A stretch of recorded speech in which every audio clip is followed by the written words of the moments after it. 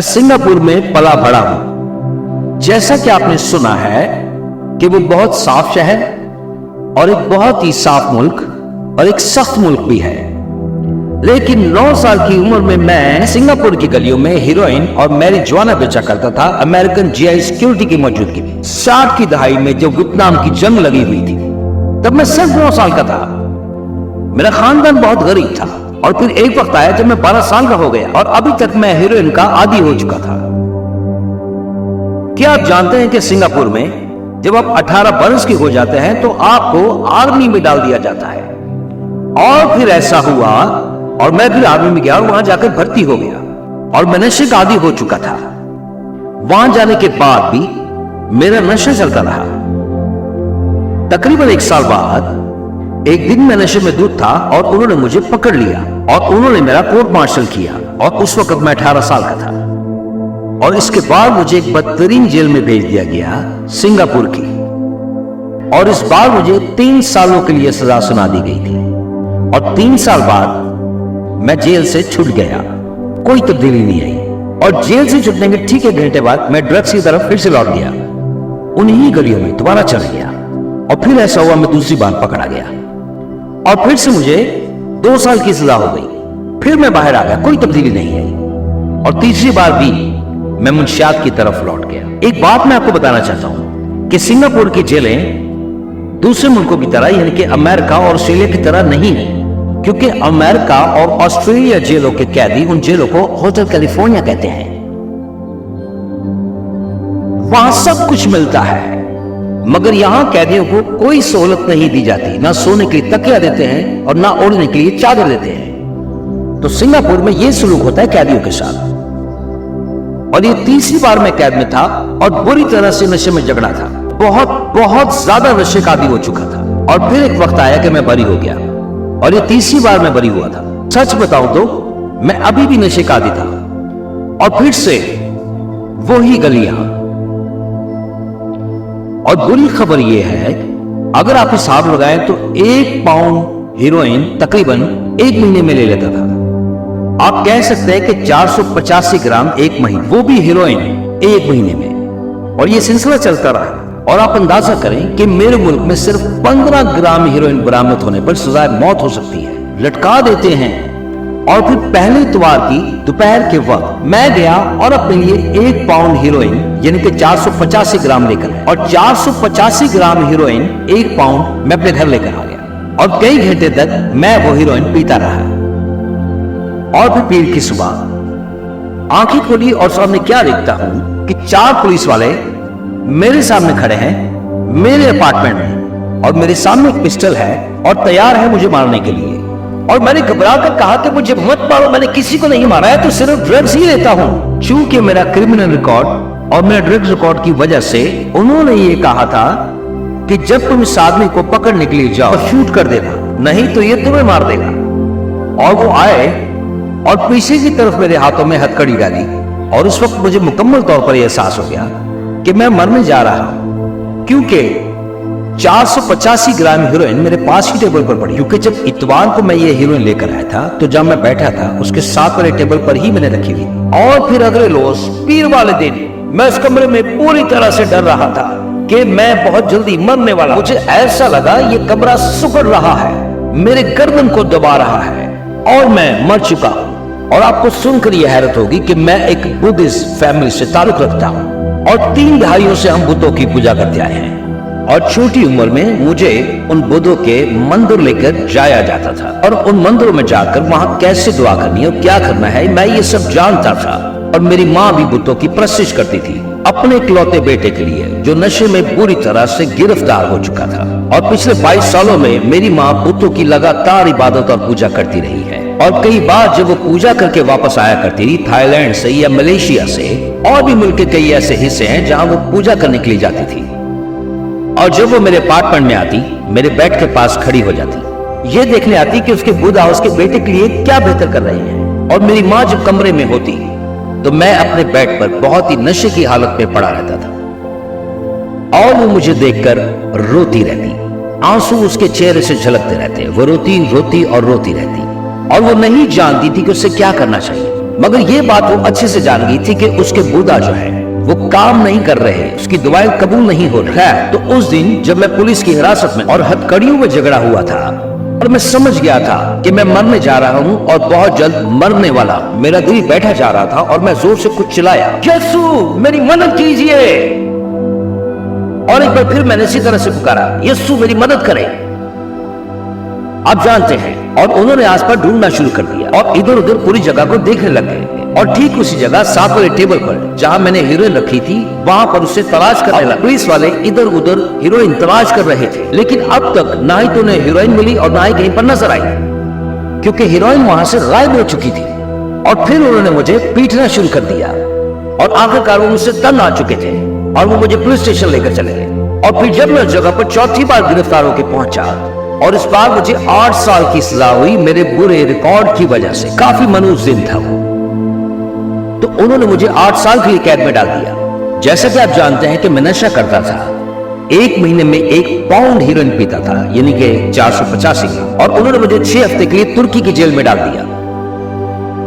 वहां बहुत ठंड थी और इस वजह से मैं बहुत बीमार पड़ गया और मेरी मरने वाली हालत हो गई थी बगैर हीरोइन के। और ये सिलसिला चलता था।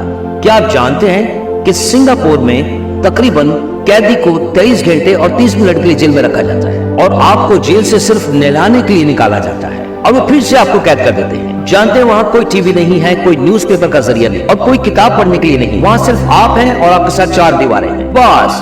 तो मैं ये सोच रहा था कि मैंने अपनी 6 हफ्ते की सजा उस तुर्की की ठंड में काट ली है, तभी उसी वक्त कोई वहां पर आया और उसने कहा कि दुआ करने के लिए अगर कोई जाना चाहता है तो जा सकता है। और मैंने अपना हाथ खड़ा कर दिया और मैंने कहा कि मैं जाना चाहता हूं। आप जानते हैं कि मैंने उनसे कहा कि मेरा कैदी नंबर दर्ज कर लीजिए और फिर 2 बजे और दरवाजा खुला और उन्होंने मुझे लिया और चैपल में छोड़ दिया। तो वह पहुंचने के बाद मैंने एक कमरा पाया और वहां पर तकरीबन 30 कैदी मौजूद थे और वो सब जमीन पर बैठे थे 2 बहन भाइयों के साथ, सिस्टर जैनी और ब्रदर विलोबाई। सिस्टर जैनी और वो तमाम कैदी जो वहां थे, मैंने देखा कि वो गीत गा रहे हैं और प्रस्तुत कर रहे हैं। मैंने देखा भाई विली बॉय कीबोर्ड बजा रहे हैं और ये सब कुछ मेरे सामने हो रहा था और मैं नहीं जानता था कि क्या चल रहा है। और फिर मैंने एक जगह ढूंढी और मैं वहां बैठ गया और आंसू मेरी आंखों से टपकना शुरू हो गए। वो मैं समझ नहीं पाया ये क्या था। और फिर मैंने कहा, वाओ, ये किस किस्म की जगह है। और आप जानते हैं क्या, एक तरह की रूह ने मुझे अपने अख्तियार में कर लिया और अगले हफ्ते इसी जगह पर मैं दोबारा आया और तीसरे हफ्ते भी मैं इसी जगह पर आया। मैं आता, रोता और रोता रहता, लेकिन इस दिन इस कमरे में, इस जगह पर कुछ बहुत ही खास चल रहा था। मैं महसूस कर रहा था कि यहाँ पर कुछ चल फिर रहा है। मैं उसे देख नहीं पा रहा था, लेकिन उसकी मौजूदगी महसूस कर रहा था और वो मसीह यीशु था। और उस दिन पूरी रात मैं सो नहीं पाया और मैं दुआ करना चाहता था और नहीं जानता था कि कैसे करनी है। और आप जानते हैं कि बुत परस्त शख्स अपने बुत के सामने खड़ा होकर मुस्कुराता है।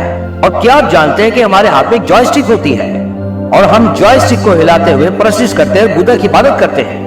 मगर उस दिन मैं बात कर रहा हूं मसीह यीशु के बारे में और मैं उसे कमरे में देख नहीं पा रहा। और अगले दिन सुबह ही फिर मैंने दुआ करना चाहा, मगर मैं नहीं जानता था कैसे करनी है। तो मैंने बातचीत करना शुरू कर दिया और मैंने कहा, यीशु मेरी मदद करें, मैं बदलना चाहता हूं, मैं मजीद कैदी नहीं रहना चाहता और ना ही मैं मजीद नशा करना चाहता, मैं सिर्फ बदलना चाहता हूं, मेरी मदद कीजिए यीशु। और जैसे ही मैंने बात करना शुरू किया, आंसू मेरे चेहरे से झलकना शुरू हो गए।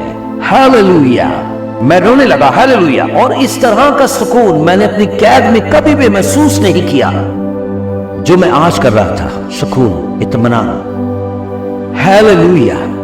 हर हफ्ते मैं वहां जाता, हर हफ्ते जाता, दुआ करता और कहता, मसीह यीशु मुझे यहां से 6 महीनों में निकाले तो मैं अपनी जिंदगी आपको दूंगा। मुझे 6 महीने में यहां से निकालो तो मैं आपकी खिदमत करूंगा।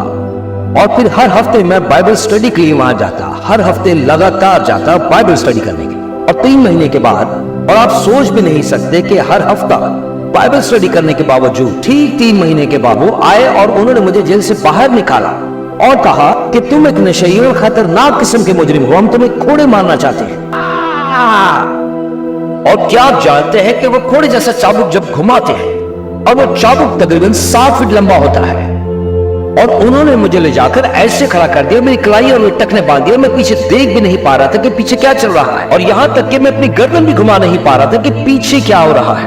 اور مجھے کچھ سنائی دیا کہ ایک آدمی 7 فٹ کا چابک لیے ہوئے یوں گھما رہا ہے,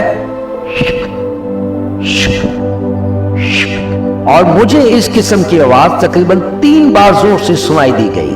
اور یہ 300 پاؤنڈ کا بھاری بھرکم آدمی 3 قدم پیچھے کی طرف گیا, اور چابک لیے ہوئے 300 پاؤنڈ کا وزن اس نے اپنا اٹھایا اور میری پمپ پر دے مارا. آؤچ!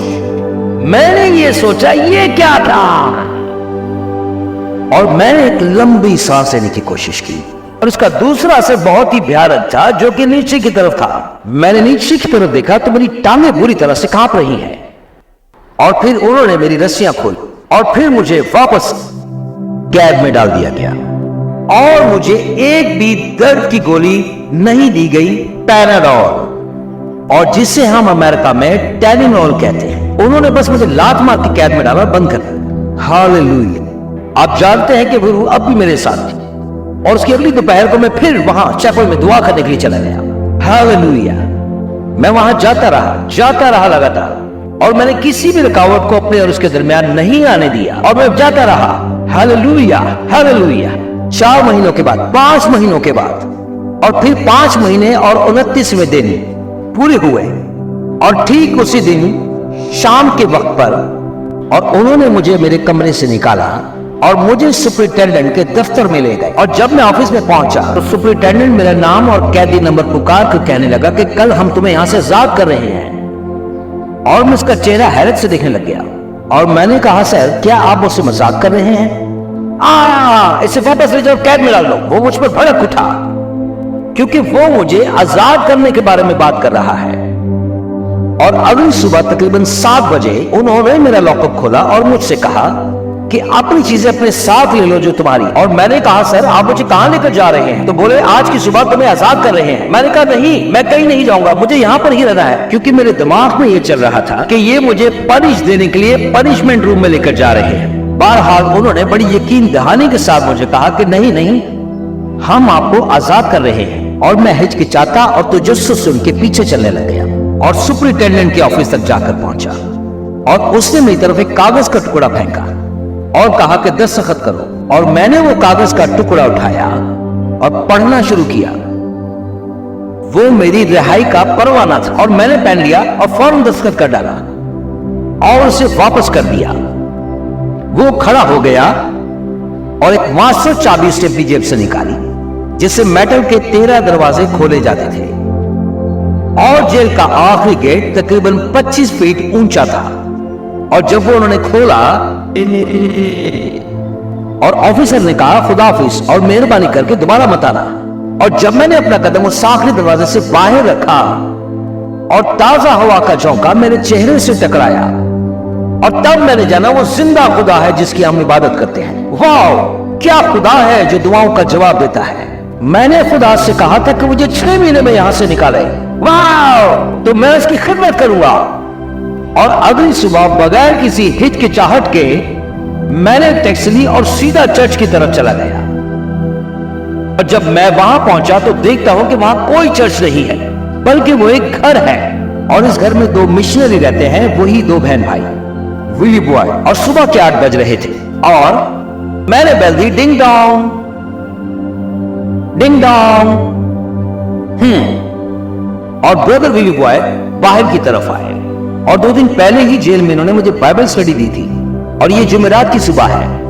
میں باہر کھڑا تھا اور انہوں نے پردہ ہٹا کے میری طرف دیکھا, اور ان کے ہاتھ میں چابی تھی, اور وہ میری طرف دیکھ رہے تھے اور من میں یہ سوچ رہے تھے, وہ دروازہ کھولنے کے بجائے یہ سوچ رہے تھے جیسے وہ کہہ رہے ہوں او میرے خدا میں کس مشکل میں پڑ گیا ہوں.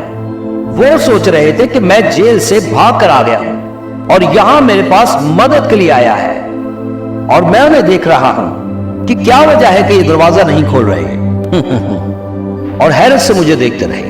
میں نے اپنا آئی ڈی کارڈ اپنی جیب سے نکالا, کیونکہ سنگاپور میں جب کوئی قیدی کو رہا کرتے ہیں تو اس کا آئی ڈی کارڈ اسے دے دیتے ہیں, یہی اس کا ثبوت ہوتا ہے. اور میں نے اپنا آئی ڈی کارڈ لے کر ان کے پیچھے گیا. مسٹر آپ جانتے ہیں ان کا نام کافی لمبا ہے اور آپ سمجھ سکتے ہیں मुझे 16 साल की उम्र तक अंग्रेजी बोली नहीं आती थी और अभी तक भी मैं बेहतर तरीके से अंग्रेजी नहीं बोल सकता था। मैंने कहा मिस्टर विली बॉय, उन्होंने मुझे छोड़ दिया है। मेरा शनाख्ती कार्ड देखने के बाद उनको मेरा यकीन आया और वो गेट खोलने की तरफ बढ़े और उन्होंने मुझे अंदर आने का कहा।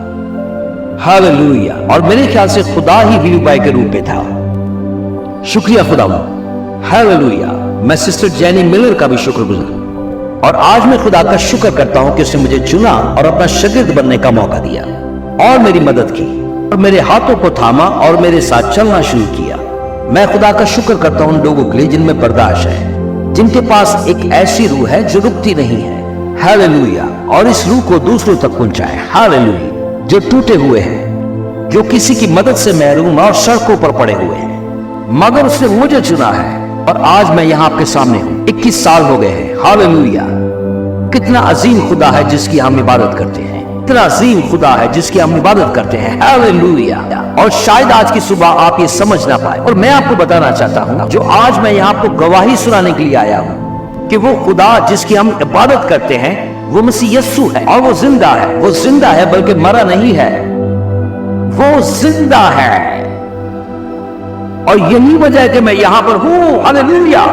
और 21 साल हो गए हैं कि खुदा ने मुझे बरकतें दी हैं और खुदा मुझे इस्तेमाल करता है। आमीन।